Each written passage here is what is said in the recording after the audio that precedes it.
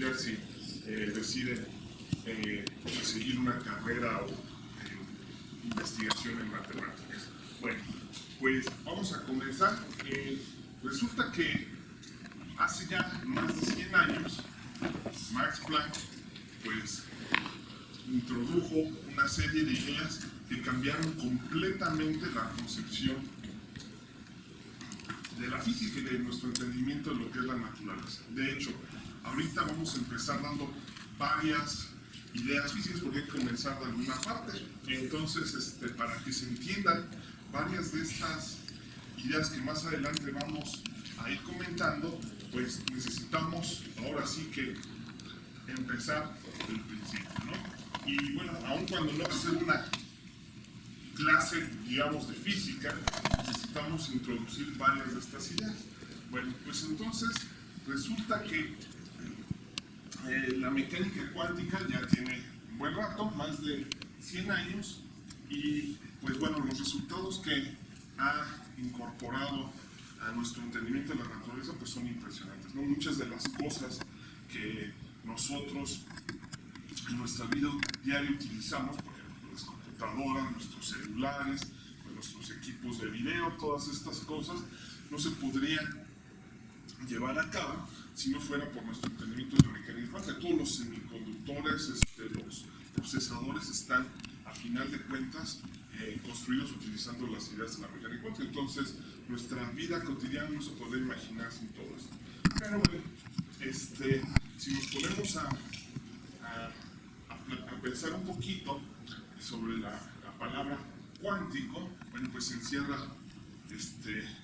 muchas ideas que pues tal vez nosotros hemos escuchado en libros o programas de televisión, divulgación, o no sé si algunos de ustedes inclusive en la licenciatura pues tuvieron la oportunidad de ya tomar un curso de mecánica cuántica, ¿no?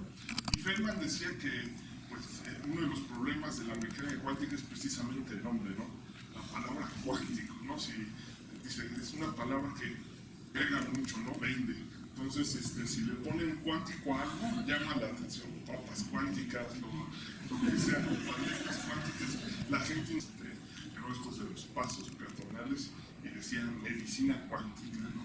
Entonces, todo lo que se lo ponen pega. Pero bueno, realmente, ¿qué es la mecánica cuántica?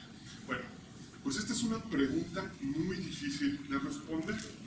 De hecho, no hay una respuesta completa, ¿no? ¿A qué es la mecánica cuántica? Y la principal razón es porque, a pesar de, como mencionamos, que ya tiene más de 100 años que se fundó, se empezó a estudiar todos estos conceptos, es una teoría que todavía se encuentra en desarrollo. ¿Eso qué quiere decir? Que todavía no lo sabemos todo. Hay muchísimas cosas de la mecánica cuántica que todavía no se entienden, ¿sí? Y bueno, parte de eso es las estructuras matemáticas, que es la parte que principalmente nos interesa comentar ahora. Entonces, bueno, pues resulta que hay muchas preguntas todavía sin resolver, ¿no? Y pues podemos tomar muchos caminos o muchos, pues vamos a decir, conceptos por los cuales irnos enfocando para tratar de resolver esa pregunta. Y bueno, de todos ellos, en estos días nos vamos a enfocar este par de días a los fundamentos y bases matemáticas de la mecánica cuántica. Entonces, bueno, pues resulta que históricamente siempre ha habido una relación muy importante entre la física y las matemáticas. Bueno, yo como lo mencionó Daniel, estudié el posgrado en física aquí en el CIMBESTA, pero siempre me ha interesado mucho las matemáticas, me gustan las dos cosas. Y resulta que, pues, realmente muchas de las dos áreas, muchas partes de las dos áreas, no se pueden entender sin la otra. Y bueno, a lo largo de la historia ha habido muchos ejemplos, ¿no? En el caso de la mecánica clásica, pues de alguna u otra forma, Newton dio origen al nacimiento del cálculo y motivó mucho del estudio del cálculo. El electromagnetismo dio un gran avance con el análisis vectorial y con Maxwell y toda esta gente que pudo poner en un lenguaje moderno precisamente las ideas del electromagnetismo. Y así nos vamos a ir a otro resultado pues muy importante, es el de la relatividad general, que pues está fundamentada en la geometría diferencial. Y de igual forma, ¿no? Muchas de estas cosas, a su vez, han propiciado grandes avances en el otro campo. Y pues más recientemente, yo creo que lo han escuchado, la teoría de cuerdas, ¿no? Y a esta le podemos dar aquí un sinfín de cosas, ¿no? Grandes avances en topología y viceversa. De hecho, en el caso de la mecánica cuántica y la teoría de cuerdas, pues bueno, hay una relación muy cercana. Y la teoría de cuerdas, pues bueno, tuvo la situación de que muchas de las matemáticas, perdón, se fueron desarrollando en el camino, no estaban hechas. Entonces, en los últimos años han creado nuevas matemáticas, ¿no? Y bueno, por ahí ha habido varios comentarios de que a pesar de esta gran relación, se tiene a dos comunidades, la de físicos y matemáticos, que están separadas por lenguajes diferentes. Ese es un problema, ¿no? Porque muchas veces luego en física y en matemáticas se habla de ciertos conceptos, pero por el mismo lenguaje están a veces un poco divorciadas las ideas, ¿no? En física, las construcciones y el lenguaje que se utiliza está hecho para calcular, hacer cálculos. Y en matemáticas es muy importante presentar las ideas y los conceptos para que se sigan lógicamente. Entonces a veces hay problemas ahí de notación incluso, ¿no? Pero en fin, de alguna u otra forma se ha sobrevivido y se han logrado mantener estrecha estas comunidades. Bueno, entonces, como habíamos dicho, la mecánica cuántica pues ha motivado el estudio de muchas ramas de las matemáticas y ha desarrollado muchas nuevas, ¿no? Y bueno, la mecánica cuántica pues es una teoría que ha tenido muchos padres y madres a lo largo de su historia, ¿no? A diferencia de otras, muchísima gente le ha metido mano y podemos hablar de físicos y matemáticos, ¿no? Y bueno, pues la lista es enorme, ¿no? Desde Planck, como hace rato comentamos, pasando por Einstein, Bohr, Schrödinger y toda esta gente, y también la construcción formal de todas estas ideas, en las que podemos también dar una lista enorme de personas, ¿no? Entre los más conocidos pues está Hilbert, von Neumann, Schwarz, Gelfand y muchas otras personas. Entonces, pues es una teoría que ha tenido contribuciones de muchísimas personas. Entonces, pues los orígenes. Bueno, aquí podemos empezar a hablar de qué fue lo que precisamente motivó todo esto, y nos vamos a centrar ahorita, perdón, en el concepto de la dualidad onda-partícula, que no sé si en algún momento ya lo habían escuchado, pero esta va a ser nuestra idea fundamental, ¿no? De dónde empieza todo esto, ¿no? Porque va a ser más fácil conectar las ideas. Entonces, pues resulta que todo esto lo podemos iniciar desde los estudios para comprender qué es la luz. Una pregunta que ha fascinado a muchísima gente a lo largo de los años, ¿no? Estamos en contacto todos los días con la luz, pero ¿qué exactamente es? Es algo que siempre captó la curiosidad de la gente. Y resulta que a lo largo de muchos años, y nos vamos a ir hasta los griegos, ¿no? Con las preguntas sobre qué es la luz, ¿no? Y resulta que pues durante muchos años se estuvieron proponiendo ideas y modelos, y lo podemos resumir en dos: el de las partículas o corpúsculos de luz en movimiento ondulatorio, ¿no? Que fueron las dos vertientes en las que se terminó reduciendo todo esto. La principal idea detrás de las partículas o corpúsculos de luz pues fue impulsada por Newton, y Huygens la del movimiento ondulatorio. Y resulta que entre las dos estuvieron compitiendo por muchos años, ¿no? Pero bueno, ya llegando al siglo XIX, resulta que la teoría ondulatoria se impuso, ¿no? De las dos, sobre todo varios resultados indicaban que precisamente la teoría ondulatoria era la adecuada. Entre ellos pues estaban ciertos fenómenos que ya no se podían explicar por la teoría corpuscular. Y pues entre ellos están los fenómenos de difracción y los trabajos de Young y Fresnel, ¿no? Entonces, estos resultados, bueno, pues implicaban precisamente que la teoría ondulatoria en principio parece ser la adecuada. pues resulta que en el siglo XIX también se iniciaron los trabajos para comprender cuál es la estructura de la materia. Y bueno, esa es otra de las grandes preguntas que han fascinado. ¿De qué está constituido la materia? Y bueno, pues ya los griegos habían postulado que existían partículas indivisibles de materia y se empezaron a estudiar teorías atómicas. Por esas fechas, bueno, pues resulta que también a veces es necesario el avance de la tecnología para precisamente poder estudiar varias de estas cosas. Ya se tenían condiciones para poder acceder a escalas microscópicas y bueno, se descubre el electrón y que el átomo entonces está formado de otras partículas, ¿no? Entonces se presentan varios modelos sobre cómo está formado el átomo y cómo funciona, pero resulta que muchos de esos modelos a esas alturas no son satisfactorios. Algunos de ellos, pues los más conocidos es el de Rutherford y Bohr, ¿no? Entonces, bueno, pues esto nos permite, permitió en ese momento dar una idea, precisamente,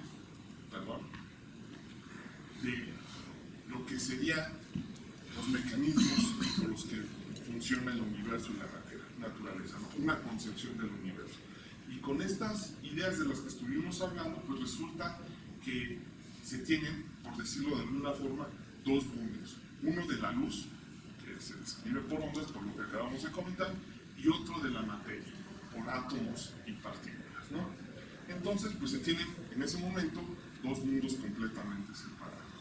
Entonces, la gente se centró precisamente en estudiar los mecanismos de interacción entre los dos mundos, porque realmente si nosotros lo vemos, en nuestra vida cotidiana, todos los eventos se reducen precisamente a esta interacción entre la radiación y la materia, ¿no? Nosotros percibimos los objetos precisamente porque cuando la luz se refleja sobre ellos, bueno, tienen un comportamiento muy particular. Resulta que la materia absorbe ciertas longitudes de onda y refleja otras, y nosotros precisamente vemos percibimos esa longitud de onda reflejada, y eso nos da una idea del color y todo esto, ¿no? Entonces, pero era fundamental explicar precisamente la interacción entre esos dos mundos. Entonces, el problema realmente se centra en los modelos para entender el intercambio de energía entre materia y radiación. Bueno, pues esa era más o menos la situación, ¿no? Entonces resulta que en el siglo XX encontraron precisamente que ahora pasó lo contrario, que existían fenómenos luminosos que precisamente apoyaban nuevamente la teoría corpuscular. O sea, renació otra vez, a pesar de que en el siglo XIX ya la teoría corpuscular había sido desechada. Se vuelven a dar cuenta a la hora de estar haciendo muchos de estos experimentos con materia y radiación que la teoría corpuscular tiene otra vez sentido. Y bueno, varios de ellos son conocidos: el efecto fotoeléctrico, cuántos rayos X en algunos de los cursos que probablemente han tomado.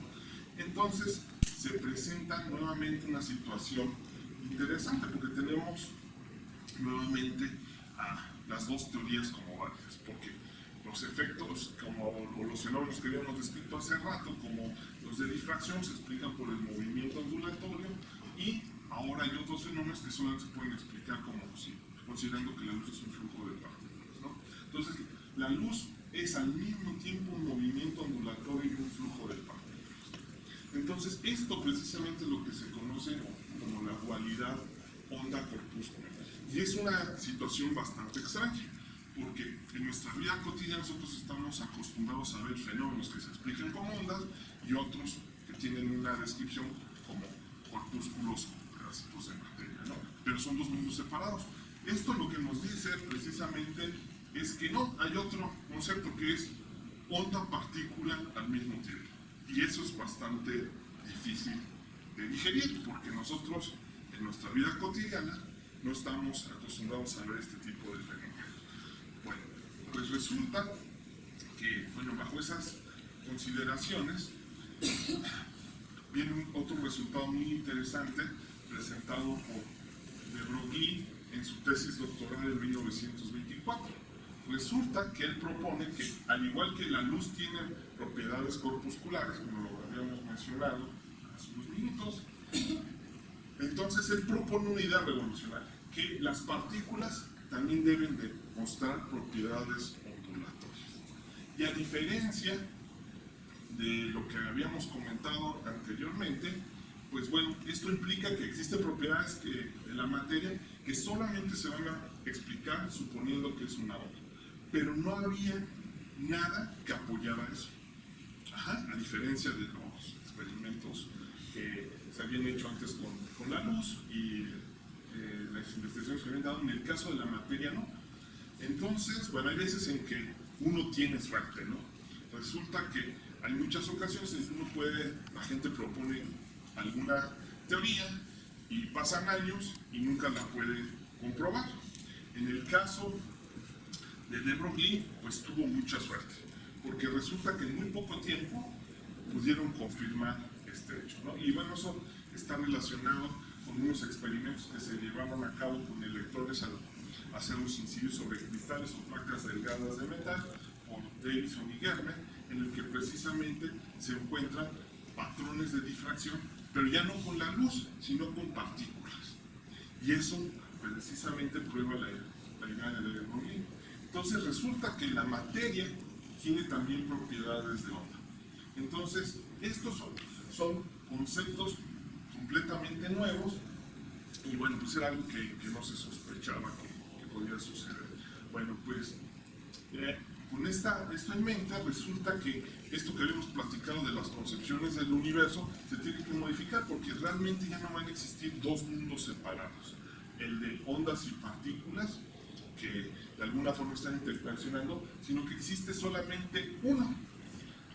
Y en algunos momentos unas propiedades se van a explicar por la teoría ondulatoria y otras por la teoría corpuscular. Entonces, nuevamente, aquí aparece la dualidad onda, ¿no? Y resulta que en muchos experimentos han comprobado esta propuesta. Entre ellos pues, está la difracción de electrones, de neutrones, de átomos e incluso moléculas, ¿no? Que presentan precisamente ese comportamiento. Y bueno, más o menos por estas fechas se hizo toda una serie de experimentos trabajando y todos concluyen lo mismo, ¿no? Y entre los experimentos más impresionantes de esto está el que se llama el experimento de la doble rendija y que hace unos años, un panel ahí de estos foros que abren en internet, fue considerado el experimento más bonito de toda la física, ¿no? Precisamente, bueno, aquí más o menos viene descrito esquemáticamente cómo se lleva a cabo el experimento, que lanzando electrones sobre una doble rendija, del otro lado se obtiene un patrón de interferencia, ¿no? Entonces, digamos, ahí se está viendo precisamente el comportamiento ondulatorio de partículas, ¿no? Entonces fue considerado el experimento más bonito de la física, ¿no? Bueno, entonces regresamos otra vez a esta idea de la interacción entre la radiación y la materia. Pues resulta que la teoría clásica, por ahí del siglo XIX, consideraba que una fuente luminosa está emitiendo radiación de manera continua. Y eso pues nos permitió, o bueno, le permitió a la gente, a las personas, comprender muchos de los fenómenos de una forma satisfactoria y de crear modelos pues bastante eficientes, ¿no? De hecho, se presentó una situación. Resulta que a finales de los 1800, principios de los 1900, la gente estaba convencida de que ya conocían todo, ¿no? O sea, se pecaba de modestia, ¿no? Estaban convencidos de que con la mecánica de Newton, o bueno, también lo pueden ver con unas formulaciones más elegantes como Lagrange o Hamilton, y con el electromagnetismo de Maxwell se podía explicar absolutamente todo. Por ahí quedaban un par de fenómenos que pues tal vez habría que ajustar unas cosas, pero nada más, ¿no? Pues uno de ellos es el problema de la radiación del cuerpo negro, que probablemente han escuchado. El otro es explicar lo del éter. Bueno, pues resulta que esas dos cosas llevaron como resultado a una revolución completamente en la ciencia y cambiaron completamente la estructura de todo, ¿no? En el caso del éter llegó a la relatividad especial y después posteriormente a la relatividad general, y en el caso de la radiación del cuerpo negro, pues precisamente va a terminar llevando a la mecánica cuántica, ¿no? Entonces, bueno, la gente estuvo ahí batallando por muchos años de tratar de entender qué era lo que pasaba en este problema de la radiación del cuerpo negro. Muchas aproximaciones fueron empleadas y resulta que pues ninguna de ellas le pegaba al resultado de la curva de radiación emitida por estos cuerpos idealizados, porque al final de cuentas su cuerpo negro es una idealización de una situación física, ¿no? Entonces, pues estaban atorados ahí hasta que llegó una idea precisamente de Planck, de que esto no es cierto, ¿no? Resulta que una fuente no emite de manera continua, sino que emite en cantidades iguales y finitas de energía, ¿no? En paquetes de energía que Planck los llamó cuantos de radiación. Entonces ahí viene la palabra cuántica, ¿no? Entonces es como cuando van a la tienda y quieren comprar mantequilla, pues resulta que no la venden en cantidad, bueno, por lo menos en la mayoría de los lugares, ¿no? Venden las barras y compra uno una barra o 2 barras o 3 barras, pero siempre en unidades discretas. Entonces, pues algo así pasa con la energía.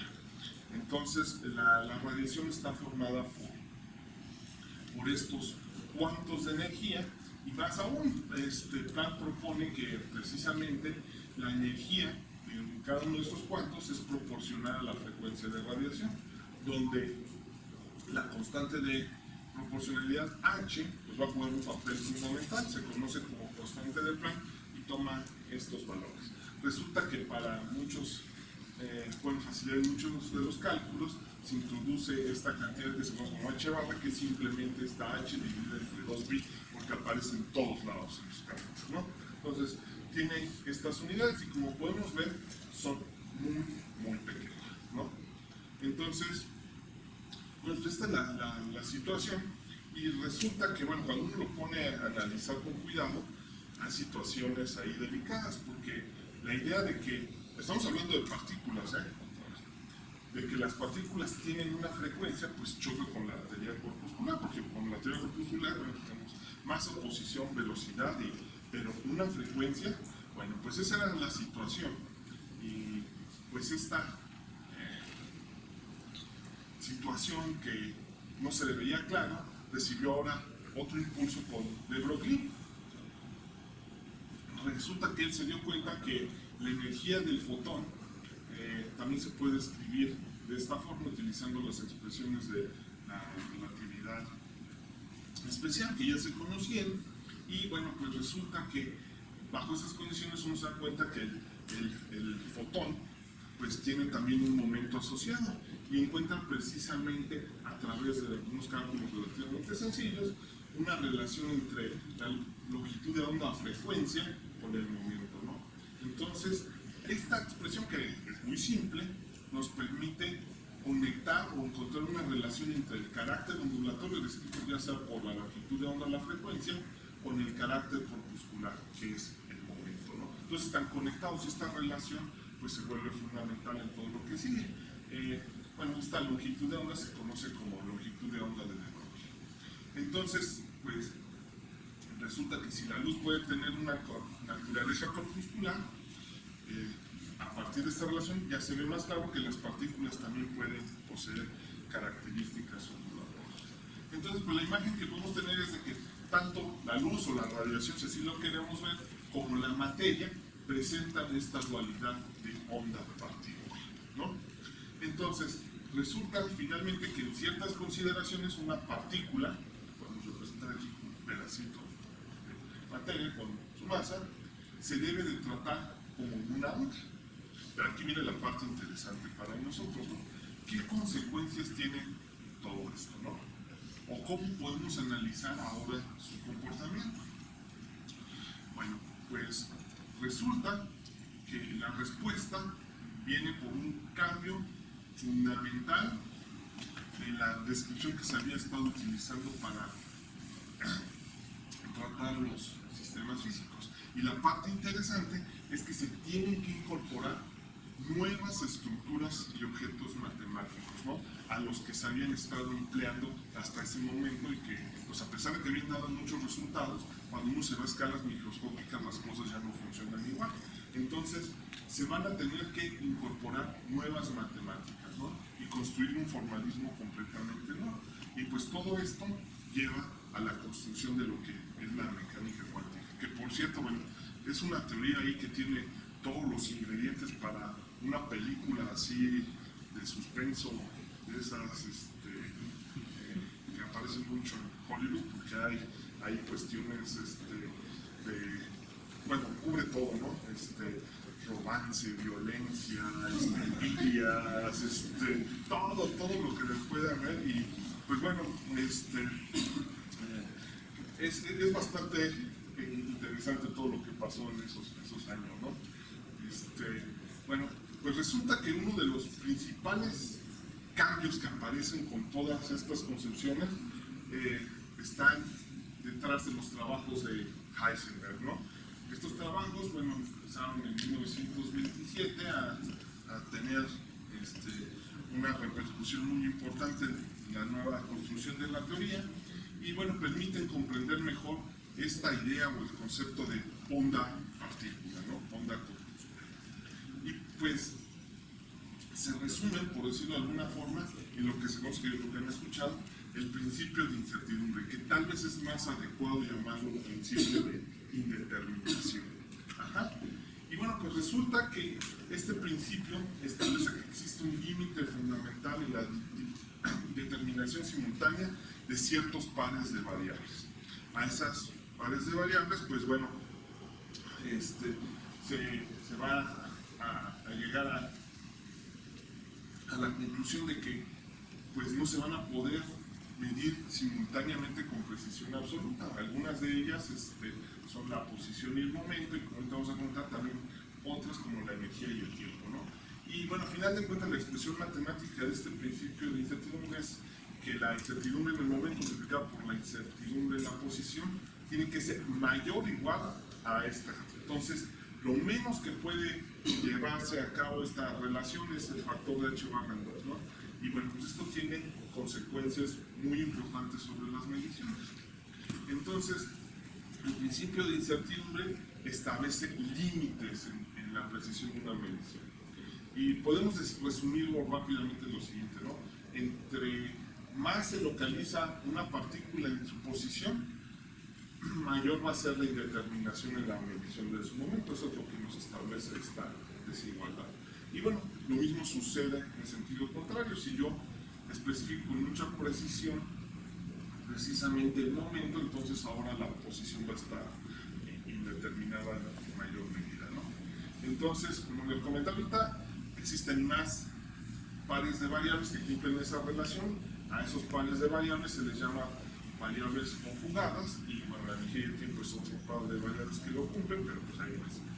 Entonces, bueno, la situación entonces con todo esto es un cambio radical, pero ¿por qué no se había observado todo esto antes? Bueno, pues precisamente por lo que contamos hace rato, porque H es muy pequeño, ¿no? Entonces, la indeterminación no es relevante a escalas macroscópicas. Entonces lo podemos imaginar, yo creo que todos nos hemos acercado en algún momento a las pantallas de televisión o en las computadoras, y nos fijamos de que realmente están formadas por puntitos, ¿no? Las pantallas, ¿no? Entonces, si nos vamos muy lejos, nosotros no apreciamos esos puntitos, pero cuando ya nos vamos cerca, sí se ven los puntitos. Eso es lo que estaba pasando, ¿no? Cuando nosotros a nuestras escalas de energía y tamaño, que son las escalas macroscópicas, nos fijamos en lo que está sucediendo, pues esas cantidades tan pequeñas nosotros las vemos como si fueran continuas, como ver la tele de muy lejos. Pero ya cuando nos acercamos y le ponemos una lupa, empezamos a darnos cuenta de que la naturaleza no es así. Entonces, bueno, nada más un comentario importante con el principio de incertidumbre. Resulta que el principio de incertidumbre es un resultado, o es el precio a pagar por introducir este concepto de onda corpúsculo. Y contrario a lo que a lo mejor en algún momento pueden entender, no es porque consecuencia de que nuestros equipos de medición sean malos o estén mal calibrados o que no sepamos hacer una medición. De hecho, nosotros sabemos que siempre que se hacen mediciones hay errores en las mediciones, ¿no? Pero independientemente de eso, el principio de incertidumbre es una ley natural y fundamental de la naturaleza. O sea, no podemos hacer más, aun cuando nuestro equipo sea perfecto, siempre va a estar presente, ¿no? Entonces, bueno, el punto importante es que eso lleva precisamente a un cambio completamente en la descripción de los estados físicos, y eso va a dar por ende la construcción de nuevas matemáticas, que es la parte que a nosotros nos interesa, como lo comentamos hace unos minutos. Entonces, ¿cuál es la situación, Mario? Pues la mecánica clásica es una construcción determinista. ¿Eso qué quiere decir? Que, bueno, yo puedo predecir el comportamiento del sistema, ¿no? Entonces, la situación más o menos es que, en el caso de la mecánica clásica, si yo conozco la fuerza y las condiciones iniciales para una partícula, yo puedo describir su movimiento. Pero en el mundo microscópico resulta que va a ser no determinista, precisamente por lo que acabamos de ver con el principio de indeterminación. No se puede conocer la posición y el momento de una partícula al mismo tiempo, que es un ingrediente fundamental en la mecánica clásica. Entonces, pues si yo ya no puedo precisamente conocer los dos ingredientes fundamentales, perdón si estoy escapando, entonces yo ya no voy a poder predecir el movimiento de la partícula o del sistema, ¿no?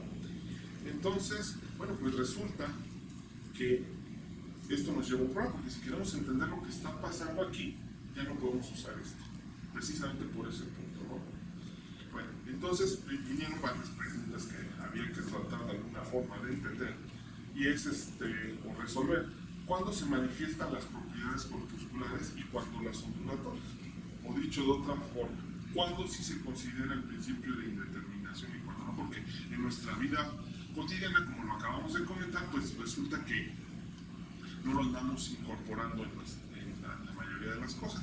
Y la respuesta viene que a través precisamente del concepto que ahorita mencionamos, de la longitud de onda de De Broglie. Resulta que cuando estamos considerando objetos macroscópicos, la longitud de onda de De Broglie, esta cantidad que, como vemos aquí, que aparece de esta relación, ¿sí?, es muy, pero muy pequeño y no se puede medir. Entonces, los efectos ondulatorios son despreciables. Entonces, uno puede hacer, esos son ejemplos que uno ve en sus cursos de física, tratar de calcular cuál es la longitud de, bueno, no tratar de calcular la longitud de onda de Broglie de un objeto macroscópico como una pelota de béisbol, pues los efectos de onda simplemente no son considerables. Pero cuando nos vamos al mundo microscópico y en donde la longitud de onda de Broglie es comparable o mayor a las dimensiones características del sistema, sí se van a presentar los efectos ondulatorios. Bueno, entonces resulta que podemos resumir esto de esta forma, ¿no? La mecánica clásica especificando las posiciones y ya sea las velocidades del movimiento en un instante y más la formulación que les guste de la mecánica, las leyes de Newton o la construcción de Lagrange o Hamilton, nos permiten encontrar precisamente el principio, ¿no? La evolución en el tiempo del sistema. Bueno, eso se escucha muy bien, ¿no? Pero luego en realidad si alguien ha tomado alguno de los cursos de mecánica clásica, Lagrange y Hamilton, pues una cosa es plantear las ecuaciones y la otra cosa es resolverlas, ¿no? Muchas veces, pues sí, en principio uno llega a plantear las ecuaciones, pero no las puede resolver, ¿no? Entonces, bueno, esto es, en principio se puede determinar, ¿no? En el mundo microscópico no se puede conocer por el principio de incertidumbre la posición y ya sea el momento o la velocidad con precisión simultánea. Entonces, la mecánica clásica no es válida y eso implica que las trayectorias de las partículas no se puedan determinar. Entonces, yo no puedo predecir el comportamiento del sistema. Entonces, de aquí surgieron una gran cantidad de preguntas, ¿no? Si las partículas se comportan de ondas, pero no se puede determinar su evolución, entonces, ¿qué hay que hacer para describir a las partículas bajo estas condiciones, ¿no? O cómo representarlas. Bueno, pues resulta que hay que especificar precisamente pues las ideas que hay y que han tenido tanto éxito de la física previamente, y uno de ellos tratar de entender cuál es la situación mecánica del sistema, ¿no? Entonces, bueno, pues si son ondas, lo natural fue tratar de aplicar las ideas conocidas del movimiento ondulatorio, pero ahora en las partículas. Y aquí es donde aparece la idea genial de Schrödinger, ¿no? Y da origen al nacimiento de lo que se conoce como la mecánica ondulatoria. Entonces, bueno, resulta que el estado de una partícula o todo un sistema en un instante va a estar descrita por una función llamada función de estado o función. Igual que lo que sucede cuando analizamos el movimiento ondulatorio de, por ejemplo, ondas que se propagan sobre la superficie en el agua o ondas de sonido, algo similar, pero bueno, tiene sus propias peculiaridades. Entonces la imagen que tenemos que tener es de que bajo ciertas condiciones, como ya lo mencionamos, en el mundo microscópico una partícula tiene un comportamiento de onda y se le va a asociar una función de onda que precisamente nos va a describir la situación mecánica del sistema. Esta función de onda, pues, considerando que no tiene grados de libertad interna, el spin y otras cosas, vamos a la situación más simple, es una función que depende de las coordenadas espaciales y del tiempo. Entonces esta función de onda toma valores complejos y, bueno, el procedimiento para obtener esta ecuación de alguna u otra forma es bastante laborioso, no tenemos tiempo para hacerlo, pero satisface esta ecuación, que es la famosa ecuación de Schrödinger. Este es el laplaciano y este es el potencial al que está sujeta nuestra partícula. Entonces, pues, esta ecuación es muy famosa, y está playeras y todo esto que ahí aparece, ¿no? Y bueno, pues nada más la ponemos ahí para que sea, porque más adelante vamos a estar hablando de todos estos ingredientes. Entonces, el analizar estas cosas se termina reduciendo a resolver esta ecuación, que al final de cuentas es un problema de valores propios. Entonces empiezan a aparecer más y más estructuras matemáticas que vale la pena analizar en profundidad si es que queremos entender todas las cosas. Entonces hay gente que se pone a estudiar estas cosas en detalle y bueno, pues resulta que la función de onda, pues así como lo comentamos nada más, pues es un conjunto muy amplio si consideramos todas las funciones posibles. Entonces resulta que solo algunas funciones realmente van a corresponder a estados físicos aceptables y tienen que cumplir ciertas propiedades. Entonces, bueno, un poco más adelante vamos a hablar de algunas de ellas y cómo a su vez inician un estudio, bueno, ya se ha iniciado, pero conectan con conceptos matemáticos importantes, ¿no? Resulta que, bueno, este objeto es bastante interesante porque, bueno, como les digo, hay toda una discusión detrás de esto por tratar de entender qué significa o qué implica este objeto, ¿no?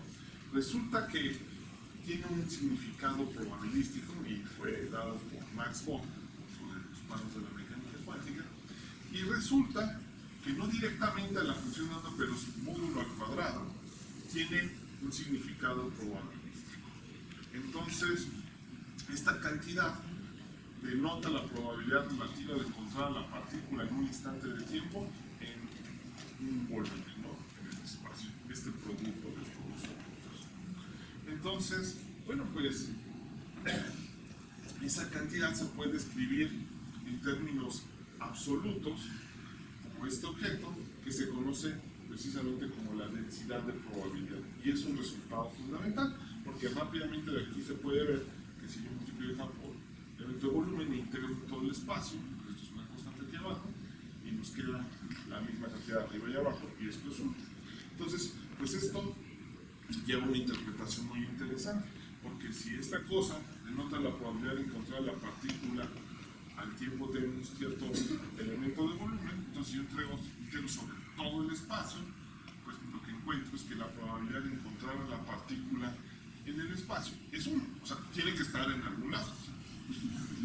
Bueno, pues ya es ganancia, ya por lo menos sabemos algo. Pero bueno, resulta que a partir de todos estos conceptos o de ideas se puede empezar a obtener información del sistema físico, ¿no? Entonces, para que esto tenga sentido, para empezar las funciones, aquí abajo, tienen que ser de tal forma que esta integral sea acotada, ¿no? Eso quiere decir que las funciones de onda, tienen que ser cuadrado integrados. Entonces hay todo un estudio de este tipo de funciones. De hecho, si van a la biblioteca encuentran libros dedicados nada más a esto, ¿no? Entonces hay personas que estudian todas las matemáticas de este tipo de funciones porque son muy especiales, ¿no? Entonces, bueno, pues poco a poco van saliendo diversas direcciones hacia donde uno se puede orientar a estudiar muchas de estas cosas desde el punto de vista matemático, ¿no? Porque tiene repercusiones muy importantes. Bueno, pues por cuestiones prácticas resulta que es más fácil trabajar con funciones de onda que se llaman normalizadas. Es decir, se trabaja con funciones que satisfacen estas cosas. Entonces, directamente, si esto es 1, entonces con funciones normalizadas, directamente el módulo cuadrado de la función de onda nos va a definir una distribución de probabilidad. Entonces, las funciones de onda, aparte, y de hecho es una de las razones por las que se está incluyendo, porque con los experimentos estos que habíamos mencionado, como el de la doble rendija, debe presentar además las propiedades de interferencia para poder obtener estos patrones de difracción. Entonces, bueno, pues de alguna u otra forma esto también debe de estar incluido en nuestra nueva descripción. Entonces, resulta que yo puedo considerar que si yo tengo dos funciones de onda que determinan los estados del sistema, como te lo habíamos mencionado, una combinación de ellos debe de ser otro estado posible del sistema, ¿no? Entonces, ya le estamos empezando a dar una imagen del conjunto de estos estados del sistema. Resulta que, bueno, todo esto se conoce como el principio de superposición. La superposición arbitraria de un conjunto de funciones de estado posible también va a ser otra función de estado posible. Entonces empiezan a ir acumulando nuevos ingredientes. Lo que se va a ver es que cuando uno estudia toda esta estructura, a final de cuentas se le va a dar las propiedades de un espacio vectorial a las funciones, ¿no? Pero es muy especial. Pero en fin, bueno, aunque vamos a suponer que de alguna forma yo conozco a la función de onda y por ende a la distribución de probabilidad, ¿cómo puedo obtener información de comportamiento del sistema? Bueno, pues nosotros en nuestros cursos tal vez de probabilidad recordamos probabilidad estadística, perdón, que los valores promedios, si yo ya tengo la distribución de probabilidad, se pueden encontrar de esta forma. Entonces, por ejemplo, el valor promedio, valor de expectación de la posición, yo la puedo encontrar directamente a partir de este objeto, ¿no? Y más aún, yo puedo generalizar no solamente para la posición, sino para cualquier función de la posición y encontrar valores promedios o esperados de la posición a partir de este objeto. Y bueno, pues esto en términos directamente de la función de onda, si está normalizada, se reduce a calcular este tipo de integrales. Entonces, la interpretación es algo que ha llevado a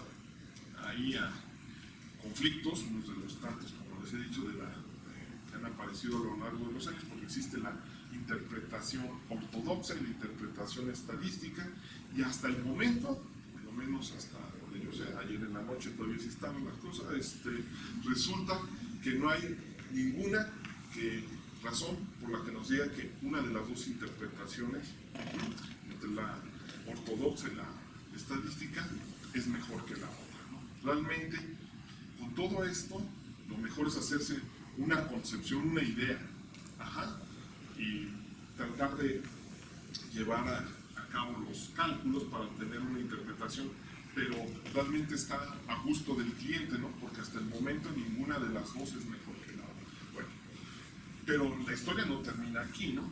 Resulta que cuando uno analizó todo esto, bueno, hicimos mucho hincapié en la posición, pero otra de las variables fundamentales, y en este caso, como ahorita lo mencionamos, la variable conjugada a la posición también tiene que ser estudiada. Entonces, ¿qué le pasa al momento?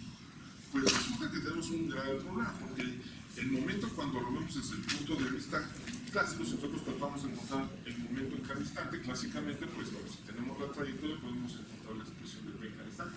Pero en mecánica, o cuando estamos en un mundo microscópico, acabamos de mencionar que esto no se puede hacer. Yo no puedo conocer las trayectorias, ¿no? Entonces, de alguna forma, P se tiene que ver también con una variable dinámica. Entonces, bueno, esto ya se había tratado con anterioridad, ya existe una construcción en la que la posición y el momento se veían ambas como variables dinámicas, y es la formulación hamiltoniana. Entonces resulta que en mecánica cuántica también la construcción hamiltoniana es fundamental. De hecho, hay que conectarla, los dos mundos, a partir de la formulación hamiltoniana. Entonces, bueno, resulta que aquí aparece otro ingrediente matemático fundamental, ¿no? Resulta que para poder entender todo esto, la función de onda en la posición no nos sirve. De hecho, gracias a la transformada de Fourier, yo puedo pasar de una amplitud de probabilidad en el espacio de posiciones a una en el de momentos. Y, bueno, encontrar, vamos a decir, ahora una función de onda en este espacio. Y igual que antes, bueno, pues se puede construir densidades de probabilidad en este espacio, pero ahora en el momento, y nuevamente encontrar a partir de estas densidades, si normalizamos esto nuevamente sería igual a 1, y encontrar valores esperados, que es realmente la conexión que nos interesa a la hora en física para obtener resultados, valores promedios o valores de expectación de la posición. Pues existe un montón de sistemas todos idénticamente construidos, algo que se llama el ensamble, y a todos les mido esa variable, resulta que deben depender a este resultado, ¿no? Y se puede generalizar a funciones arbitrarias del momento, y que, bueno, en términos de este objeto, se vería de esta forma, ¿no? Pero aquí lo puse por simplicidad en una sola dimensión para que sea más fácil. Y bueno, pues resulta que entonces la función de onda mediante la transformada de Fourier, otro nuevo elemento, aquí aparece un estudio muy importante de análisis de Fourier, se puede pasar ahora a una función de onda en el espacio de momentos y calcular valores esperados. Pero, ¿qué pasa si yo quiero encontrar valores de expectación de funciones, no como lo tenemos aquí, de solamente de P, o acá solamente de X, sino que tengo funciones de las dos? Entonces ahí estoy en una situación bastante delicada, porque necesito una forma de resolver esto, es encontrar una construcción que nos permita trabajar solo en uno de los espacios, ¿no? Ya sea en el de posiciones, que está descrito por funciones en la posición, o en el de momentos, que tiene estas funciones de onda en el momento. Pues resulta que el procedimiento no es complicado, es un poco laborioso, pero se puede resolver en pues unos cuantos minutos. Se puede encontrar, que yo puedo encontrar el valor esperado en el momento a partir de las funciones, trabajando en el espacio de posiciones, bajo esta. Este es un resultado que se obtiene ahí con manipulaciones en la transformada de Fourier. No, como les digo, no es tan complicado, pero esta expresión, que es igual a esta, pero expresada en términos ya solo de las posiciones, depende de ahora de un nuevo objeto, que es un operador, ¿no? Entonces, lo que se termina encontrando es que en el espacio de posiciones el momento se representa por un operador que tiene esta forma, que también aparece luego en caricaturas y todo, ¿no? Bueno, pues resulta que se puede ir uno en forma análoga de regreso y partir ahora, perdón, si nosotros trabajamos solamente aquí y queremos encontrar los valores esperados de la posición, pues yo puedo encontrar que en el espacio de momentos la posición tiene un comportamiento más o menos similar, a excepción de un signo, también es la derivada con respecto a la variable conjugada, ¿no? Entonces, otro nuevo ingrediente que aparece, resulta que las variables dinámicas en mecánica cuántica se terminan representando como operadores sobre las funciones de estado. Entonces, esto conecta nuevamente con otro gran área de estudio en las matemáticas, el estudio de operadores, ¿no? Hay gente que trabaja toda su vida estudiando ciertos tipos de operadores, ¿no? Entonces, otra conexión muy importante que aparece con las matemáticas, ¿no? Pero bueno, de todos los operadores que existen, no todos son útiles en mecánica cuántica. Afortunadamente para nosotros, los operadores que aparecen en mecánica cuántica son lineales y hermitianos. Esto garantiza que tengan un espectro real, que va a estar relacionado con las mediciones. Y bueno, nada más como un comentario, resulta que existe algo que se llama mecánica cuántica no lineal, pero esa es otra historia, ¿no? Bueno, entonces, como sabemos, el orden en que los operadores actúan en las funciones determina el resultado. Esto quiere decir que si por ejemplo tenemos dos operadores A y B que actúan sobre una función de estado, dependiendo de la forma de los operadores, la acción de A que actúa sobre el efecto de B sobre la función puede ser diferente de hacerlo en sentido opuesto a la operación. Entonces, tal vez en las prácticas anteriores ya escucharon precisamente que los operadores entonces tienen una estructura de álgebras, ¿no? En este caso es una álgebra no conmutativa con el producto usual de operadores, ¿no? Entendiéndolo de esta forma, el producto usual. Entonces, pues, otra nueva estructura que está detrás de todo esto que pues lleva un estudio bastante detallado en matemáticas, el estudio de las álgebras no conmutativas, ¿no? Entonces, esto lleva, hay precios que pagar, ¿no?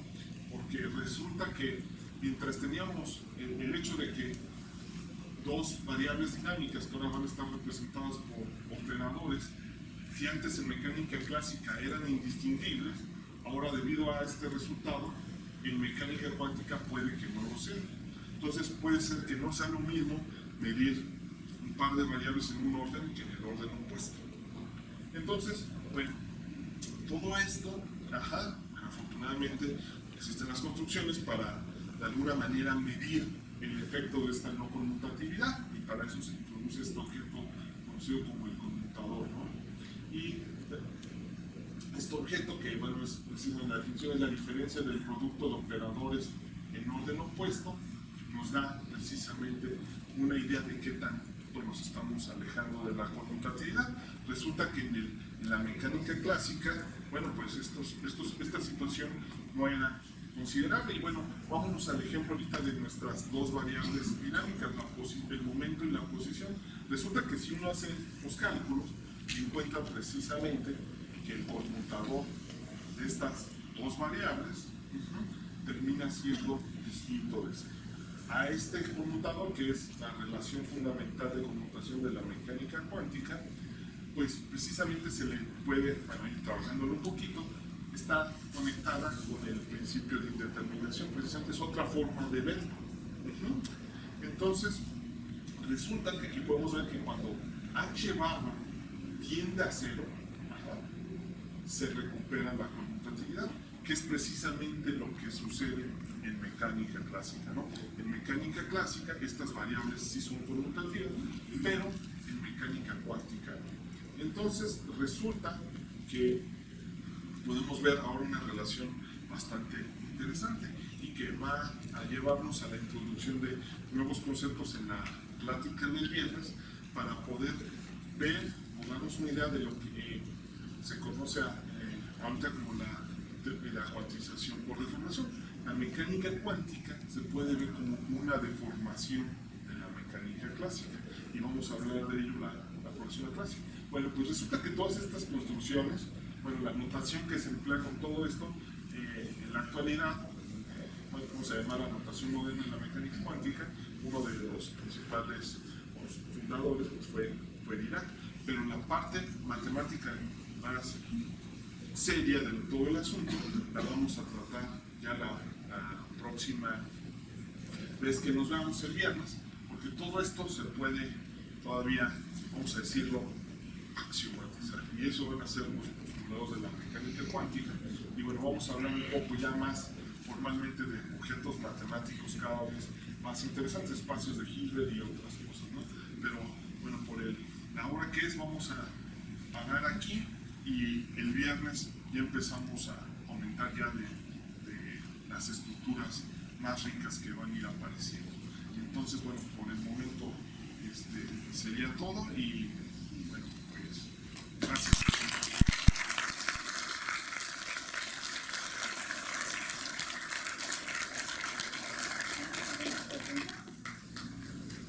¿Una pregunta? Sí. ¿Para que escuches? Sí. Mencionaba que las partículas a veces eran medidas para actuar, bueno,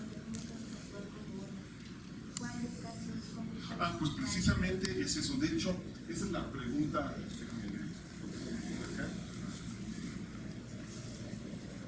Aquí está. Precisamente, ¿cuándo se considera que una partícula va a ser importante tomar en cuenta su comportamiento ondulatorio y cuándo no?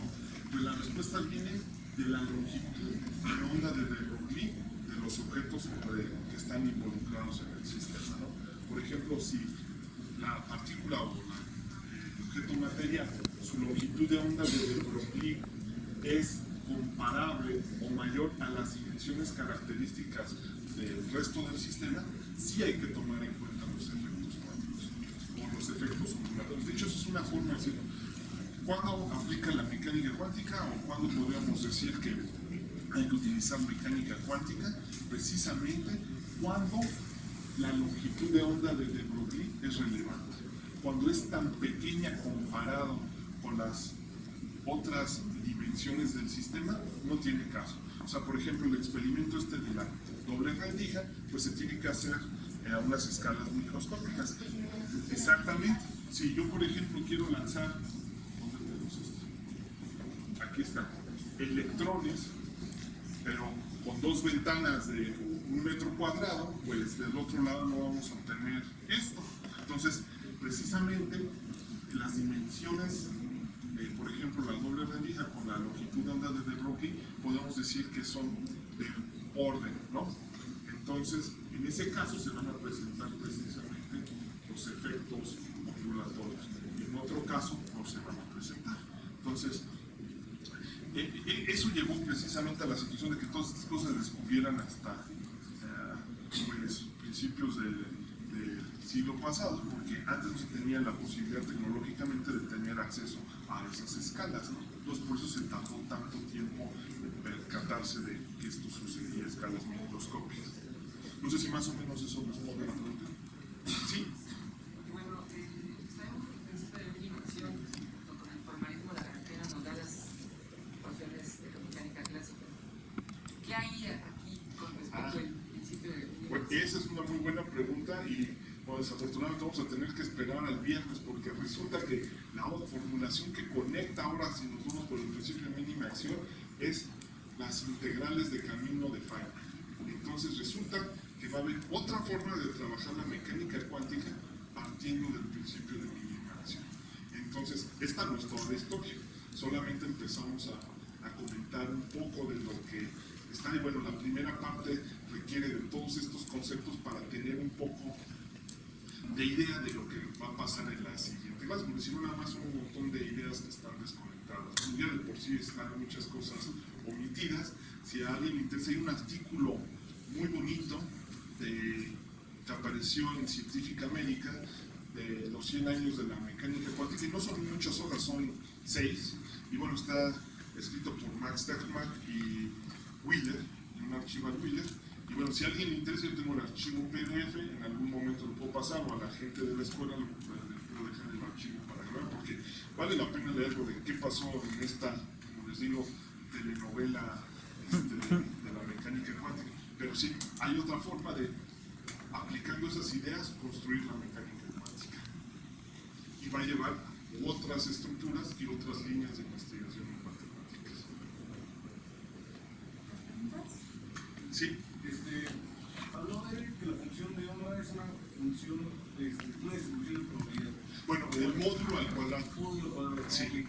Entonces, por eso siempre se puede hablar, vaya, de la diferenciación. O sea, siempre se va a poder hablar de la diferenciación o cuándo se va a tener. ¿La diferenciación en qué sentido? Bueno, vaya, o sea, es que al momento de la ecuación de Schrödinger, Sí. se tiene la Lagrangiano. Bueno, tenemos esta expresión. Se tiene la derivada parcial. Sí. Respecto al tiempo. Siempre se va a poder hablar de la derivada parcial en ese aspecto. Bueno, realmente la construcción como, bueno, es difícil hablar en poco tiempo de cómo llegar a esta expresión. Esto realmente, el objeto que está de este lado termina siendo el hamiltoniano del sistema. Esto que está aquí realmente es una forma, bueno, la representación de coordenadas de escribir al momento. De hecho, esto que está aquí, si nosotros nos fijamos, de acuerdo a lo que comentamos hace ratito, aquí está, si nos fijamos, tomamos el cuadrado de esto, que la derivada segunda de h barra cuadrada y aparece un menos por el cuadrado de la y. Eso es precisamente lo que está aquí. Menos h barra cuadrada la derivada segunda entre 12. Esto es precisamente p cuadrada sobre 12, la energía cinética. Entonces, bueno, precisamente esta ecuación se vuelve un problema de eigenvalores o de eigenfunciones. Entonces, bueno, por aquí se pueden estudiar y muchas veces uno puede plantear la ecuación, pero lo que se ve en el curso de mecánica cuántica es que muchas veces no lo podemos resolver de forma exacta, ¿no? Entonces, una cosa es plantearla y otra cosa es resolverla. La ecuación, bueno, la puedo tratar así. De hecho, yo puedo pasar esta ecuación a la representación en el espacio de momentos y también obtener una ecuación para los momentos. Es bastante interesante porque ahora en lugar de tener derivadas en el momento aparecen multiplicaciones por b, pero de este lado si tenemos funciones que dependen de la posición, ahora son las que van a aparecer como derivadas. Es algo interesante, pero resulta que la forma más interesante de la ecuación de ondas, de la ecuación de Schrödinger, es ponerla en la representación de coordenadas, precisamente porque los potenciales, pues son aquí como están escritos, la energía potencial con funciones arbitrarias de la posición, mientras que el momento siempre va a aparecer como p cuadrada. Eso garantiza que aquí siempre vamos a tener derivadas de segundo orden, mientras que acá, como es una función arbitraria de la posición, nos aparece una x cúbica y lo pasamos a la ecuación en la representación de momentos. Aquí te aparece una derivada de orden 3, que complica más las cosas que una derivada de orden 2 de este lado.